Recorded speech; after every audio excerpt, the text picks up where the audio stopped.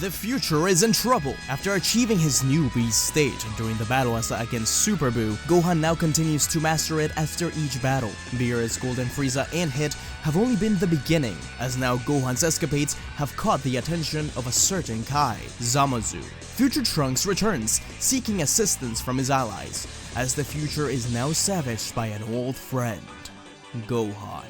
The story continues now.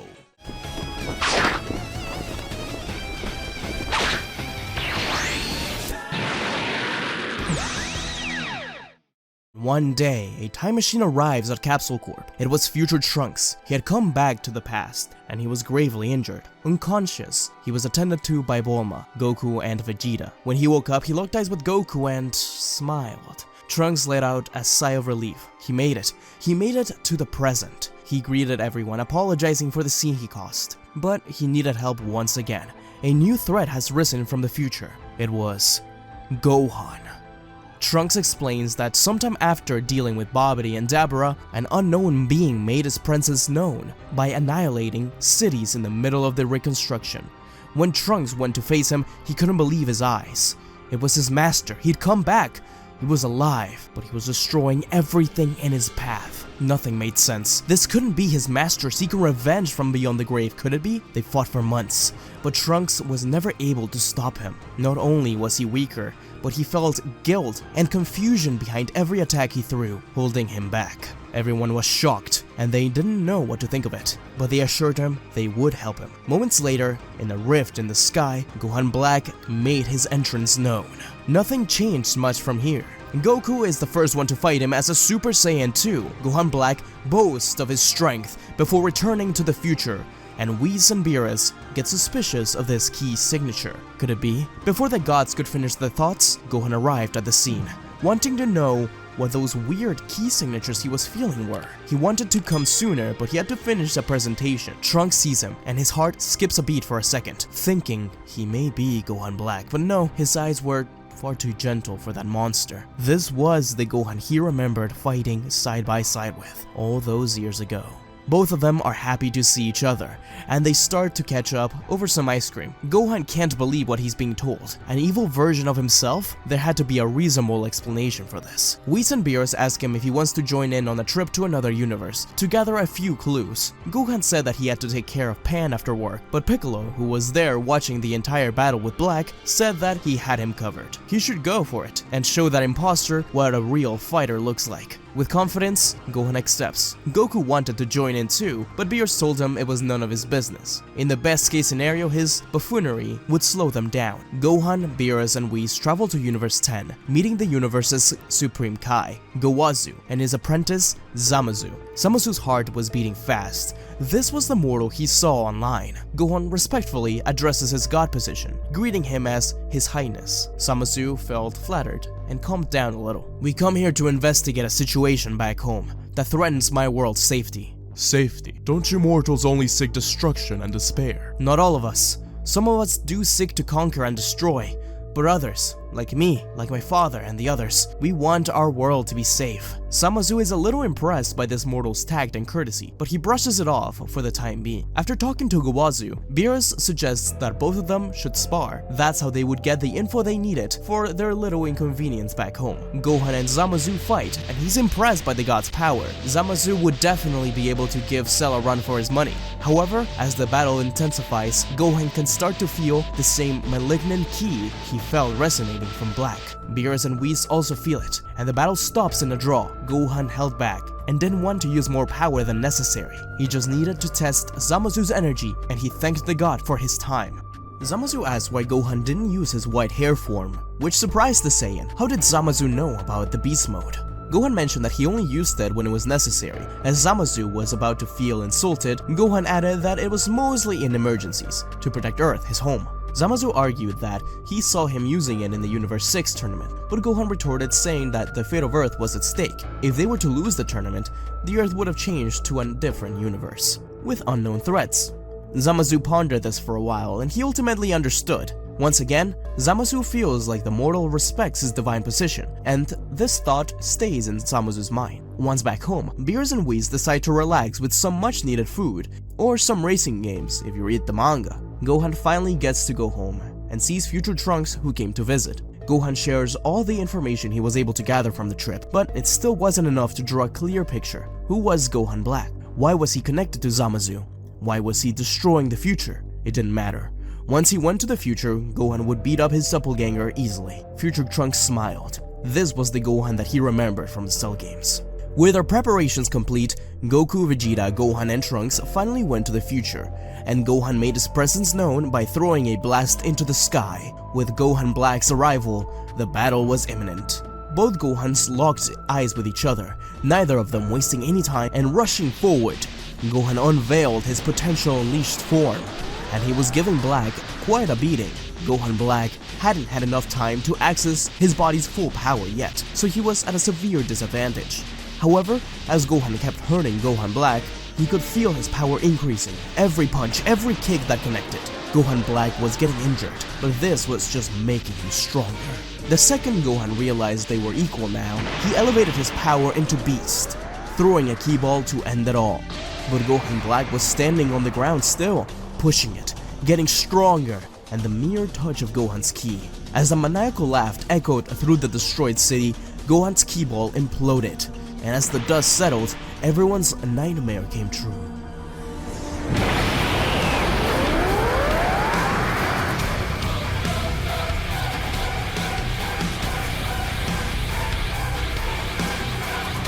Gohan Black Beast is born. Gohan is frozen. He doesn't even know what to do, and the power he's feeling greatly surpasses his own. Thanks to Gohan Black Beast's divine ki enhancing his strength, it was the first time in a long time that he felt someone surpass him.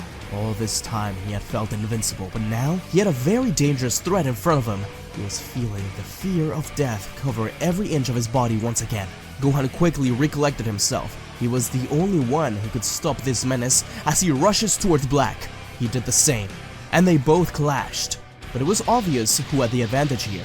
Gohan was putting all he had into the attacks, but Gohan Black was still smirking, smiling, nearly laughing, while blocking and countering. Gohan knew the only chance he had to win was to use his rage. That was always the solution, wasn't it? Against Cell, against Buu, his rage was always key, so he was forcing himself into this state of pure rage. Yet, that was barely helping. He was becoming reckless, more impulsive, predictable, while Gohan Black maintained focus. After a few careless movements, Gohan Black was able to strike Gohan enough to leave him on the floor, exhausted and beaten. Goku and Vegeta turned into Super Saiyan Blue and launched a combined beam towards Gohan Black Beast, but he was stopped with a single hand. He reigned supreme now. By pushing his hand further, Gohan Black destroyed the beam, and before Goku and Vegeta could realize what happened, they were struck down on the ground. Future Trunks jumped towards Gohan Black, sword in hand, but he simply burst his aura open. This was enough to leave Trunks on the floor as well. With all of them incapacitated, a single Kai descended down from the sky, and Gohan couldn't believe his eyes. It was Zamasu. He was Gohan Black's ally. Gohan yelled at Zamasu, asking what he did to this place, but this Zamasu was far too gone. He mentioned how he was going to purge the world of all mortals that threatened to destroy it. Gohan called him out on his hypocrisy, telling him that he was destroying it. But he was interrupted by another attack from Black. It took the Resistance intervention and a few smoke grenades to save them, but Gohan Black didn't care that much. He felt unstoppable. Once the warriors felt safe, they started to discuss how to stop Gohan Black. Goku brings up the idea of fusing again, but Vegeta dismisses it. He doubted it would be enough. There had to be another way. They agree that they need to come back to the past to make a new strategy, so they do so, while making a distraction with the help of the Resistance. The four Saiyans are able to escape to the present through the time machine. Gohan suggests Trunks go train with the Kais, so the Elder Supreme Kai can unleash his potential. Not only would that give him an insane amount of power, but it will give him the possibility of awakening the same state he and Gohan Black had. With no more time to waste, Trunks is taken to the world of the Kais, grateful to meet Shin once again. Although this is the first time that present Shin meets future Trunks, it's a nice introduction regardless. He also meets the old Kai and starts the ritual to unleash his potential. The old Kaioshin jokes that he'd need a picture of a pretty lady to go with the plan, and he looks at Gohan with a wink, but the man wasn't willing to play any games this time. They needed his help urgently. Goku and Vegeta decide to enter the time chamber once more. They need to find a way to break their limits. If they want to be useful in this fight against Gohan Black, they would have to close the gap in power, one way or the other. With these new findings, Gohan joins Beerus and Whis once again in Universe 10, gathering further evidence to stop Zamasu once and for all. However, Gohan interjects. He feels that this Zamasu isn't too far gone just yet. He felt it, the difference between present and future God. So he wanted to see if he could bring Zamasu back from the dark. As they arrive, they are all greeted once again. Gowazu is confused with what's going on, but Gohan instantly goes in and interrogates Zamasu about his thoughts and his morals. Zamasu is speechless. He knows that what he's about to say won't be welcomed in the best ways by his master, but oh well. Gohan asked. Zamasu mentions that he saw how barbaric and destructive mortals could be in his own universe, how they never changed no matter how much time passes. Brutality and violence was in their nature, that this was the universal constant amongst mortals that could never be tamed. But Gohan argues that things are different back in his universe. Like he said before, there are people that seek to conquer and destroy, but he and most people he knows fight to better themselves and protect those around them. Most mortals just want to live in peace. He also mentions how he saw destructive people come back from the darkness. He recalls Vegeta, who was a cruel Saiyan conqueror when they first met, and how he ended up being a father and one of Earth's greatest protectors. Zamasu is in disbelief. Could this be true? It was surely a lie, but Gohan reaffirms that this is the truth. With Goku, Zamasu would have disregarded that childish mortal, but Gohan, he was respectful, intelligent, he knew his place, and Zamasu appreciated that. This Gohan was definitely far different from the barbarians he had seen. He respected Gohan enough to listen to what he had to say. After saying goodbye once again, Gohan, Beerus, and Whis went to space to see what Zamasu was about to do next. They still had their doubts about him. They saw Zamasu about to strike Gowazu with a Keyblade, but he lowered his hand. Zamasu was looking at himself, at his hand, doubtful, conflicted. Finally, he just sat with Gowazu once again to drink tea. Gowazu even mentions that the tea tasted better than last time, since he's in company of Zamasu. Gohan sighs, and Beerus says that they probably fixed the future, but Gohan doubts it. He hopes they did, but that's not how time travel works as far as he knows. Coming back home, and with the threat of Gohan Black Beast still present ahead, Gohan falls on Vidal's arms. Tired after the beating he took, and after all the traveling, Vidal asks him what's wrong, and Gohan vents in the safety of his wife's arms. I was told ever since I was a kid that my potential was the key to my success, that my potential was different, stronger, unreachable, but now I'm facing this guy who has my power, my potential, and God knows what else. I don't know what to do, Vidal. I feel lost. How can I ever hope to take this guy down? Well, you do have something he doesn't. And what's that? I'll be right back. Gohan opens the door and, to his surprise, it's Piccolo. They both greet each other and Gohan's happy to see his old master. Piccolo asks to spar, and he wants to show him something. Gohan, curious, accepts the proposal, and they both go to the backyard, ready to train. Gohan starts in base, throwing a punch, but Piccolo easily grabs it and kicks him away. He's not there to play any games. Gohan turns into his ultimate form, and it's clear that he has the advantage. But Piccolo, in a sudden burst of energy, awakens a new state, gaining a yellow hue. Piccolo mentions that he knew he was far behind Gohan, and that he really wanted to help against this new threat of Gohan Black, but he didn't know how. So, after a while of thinking, he thought of using the Dragonballs to try and unlock this new potential. Just like Elder Guru had to Gohan, and he managed to do so thanks to Dende upgrading the Dragonballs, now even rivaling Gohan's power. The Half Saiyan is impressed, and while they keep sparring, Gohan updates Piccolo on everything that's been going on. Gohan Black's beast state, Zamasu, etc. After hearing that future Zamasu is immortal, Piccolo mentions that he knows how to stop him, grabbing Gohan's interest even more. He would definitely be a great asset to the team. After a while, they both stop fighting. Gohan's very happy for his master, and Piccolo's surprised to see his own strength. Their chance of winning is as high as it could be, if they fight together. Vidal walks up to the pair, with a bright smile on her face. See what I mean, Gohan? Despite everything that Faker has, it doesn't matter because you have us. Thanks, honey. Thanks, Piccolo. I feel like we can do this. Let's go save the future. 24 hours later, Gohan visits the Kais, and Trunks shows off his potential unleash. He's even stronger than Gohan himself in that state. Gohan's amazed. They also spar for a little bit, and thinks that perhaps Trunks will be able to access that same beast state. Goku and Vegeta finally get out of the time chamber. Both of them more serious, more focused, they're prepared for battle. Before they go, Gohan grabs the Great Saiyaman clothes. He's going to show Gohan Black what true justice looks like. The team is set. Goku, Vegeta, Gohan, Piccolo, and future Trunks join in. And instantly, they realize that there's too many people in the time machine. Piccolo thinks of something. Looking at Goku and Vegeta, Goku and Vegeta raise an eyebrow. What was he planning? The time machine finally lands in the future, and inside it, there's only Gohan, Trunks, and Piccolo, who had a little bottle in their hands. Gohan Black and future Zamasu instantly intercept them, laughing at the mere sight of the Namekian. What was he supposed to do? Help them surrender?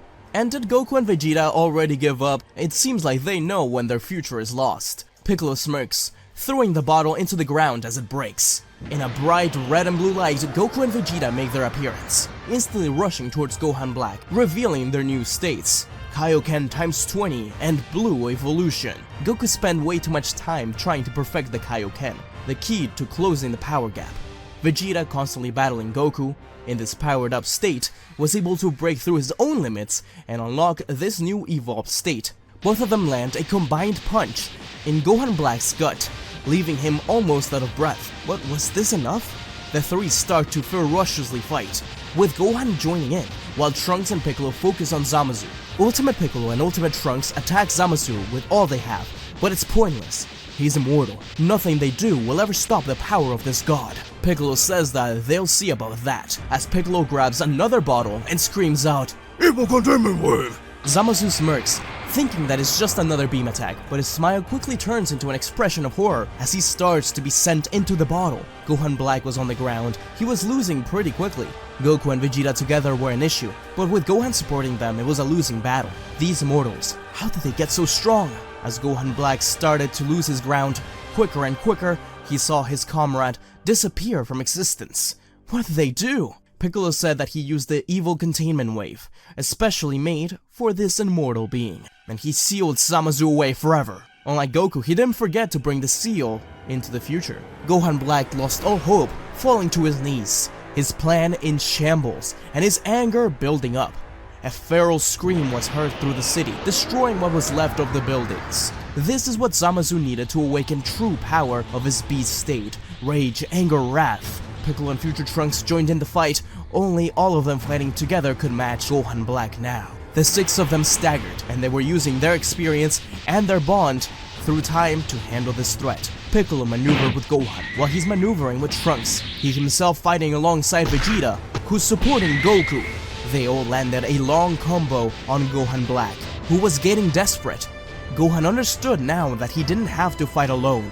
Up until this point, he thought that it was his job to handle threats like this, being the strongest after all. But his close friends, father and mentor by his side, and the rest of the warriors were truly unstoppable. Gohan Black's anger is at its peak. With that, he makes a scythe out of his power, slashing reality itself, sending clones. The clones start to push back the fighters, as Gohan Black rushes towards Zamasu's bottle, but Gohan intercepts him at the last second, both starting a new battle far away from the gang.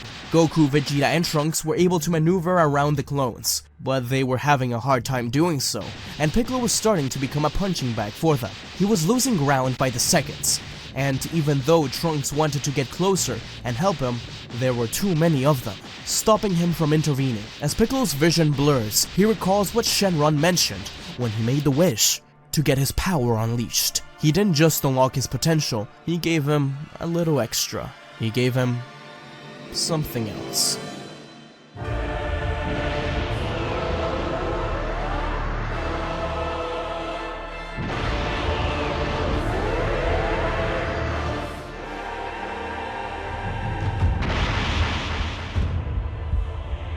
Piccolo elongates his arms, using them like a whip to eliminate hundreds of clones. Everyone was in shock, but they had to quickly recollect themselves to keep fighting. Goku starts to feel weaker after the Kaioken, but Vegeta doesn't back down.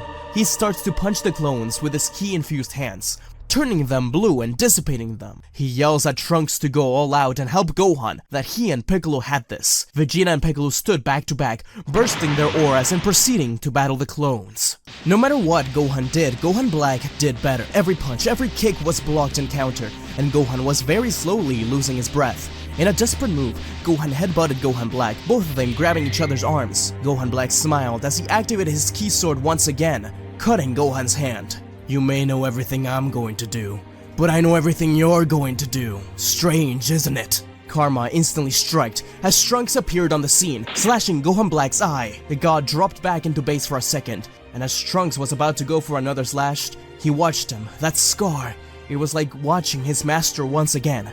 Trunks stood frozen, and as Gohan yelled at him to move out of the way, Gohan Black kicked him in the gut so hard that it almost left him incapable of breathing. Trunks lands on the other side of the area, barely alive. His vision blurs more every second, and when he regains his sight once more, he sees himself again, powerless, unable to do anything while his master Gohan is losing a battle. It's not a fight, it's a ticking sound of a clock that ends with his death. He sees his old master, his Gohan, fighting the androids. The trick his mind played moments ago awakened his memory inside. He sees the night he fell, the rain on the ground touching his lifeless body. He knows that story will repeat itself. His sadness, guilt and rage engulfing his heart as an aura starts to explode, engulfing him in a gold and blue aura. Gohan looked at him. What was he doing? Was he trying to go Super Saiyan on top of the Unleashed state? No, this was pure rage concentrated. Gohan could feel it. He was tapping into it. He knew it. The gold and blue of Trunks' aura turned into a white and red color, expanding in power. Once the dust settled, everyone saw how Trunks awakened his beast state. He threw his mightiest Masenko, nothing holding back anymore. While Gohan joined in, Gohan Black tried to counter with a Rose Masenko of his own, but the combined might of the beast was too much, and so he was engulfed, becoming nothing more than dust. They finally won.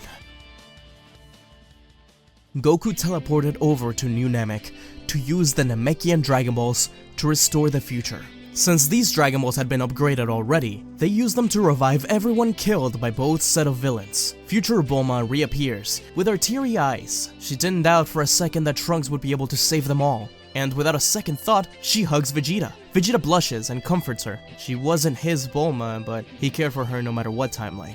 But he did get a little nervous when he saw another Vegeta appear. Future Vegeta, looking at them with a mean face, stepped up to them and pushed present Vegeta out of the way. Future Trunks saw how his Gohan finally returned. All the trauma, all the pain, everything could heal now, just with that sight. Thanks for protecting Earth, Trunks. I knew you could do it. Trunks hugs Gohan, not believing his eyes. Both Gohans locking eyes and nodding at each other. I have a lot to tell you.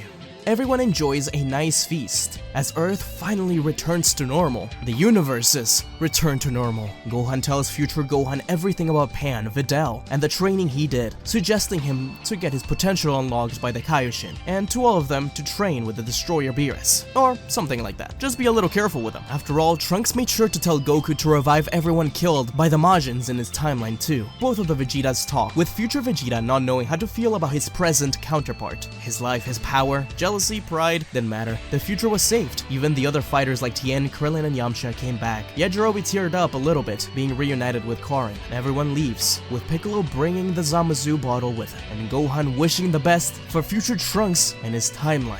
Finally, they could rest. The time machine disappeared into the distance, with Gohan looking forward to their next adventure. Thank you everyone for enjoying part 3 of What If Gohan Turned Beast Early.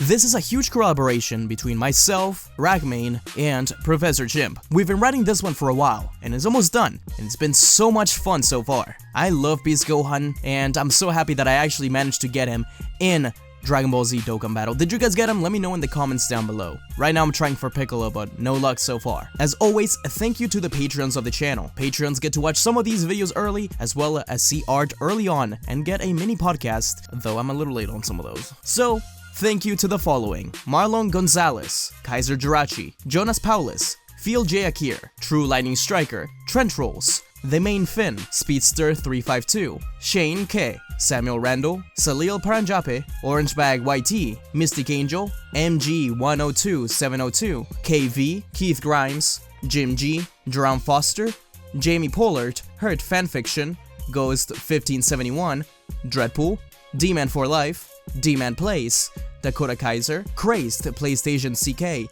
Blazed 9526, Always Zero, The Gaming Galaxy, Lee Urquidez, Ethan Fraze, Celestia, Angel MR, and a huge thank you to the top tier Patreons, Xanos, Jackie effing Chan, and Free Flow Highway. Thank you guys for your support, it means the absolute world. Look forward to the next part, which I'm already working on and editing halfway through next week. I hope you enjoyed, and until we meet again, see ya!